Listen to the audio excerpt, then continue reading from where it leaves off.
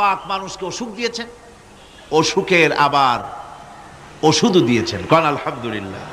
লিকুল্লি thine দাওয়াও, প্রত্যেকটি রোগের ওষুধ আল্লাহ তৈরি করেছেন। সুবহানাল্লাহ ওয়া বিহামদিহি।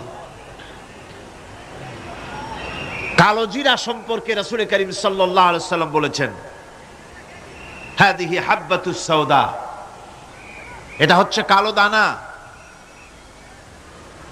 দাওয়াউন লিকুল্লি দাইন ইল্লা সাম, মৃত্যু ছাড়া সকল রোগের ওষুধ কালো জিরার মধ্যে আছে।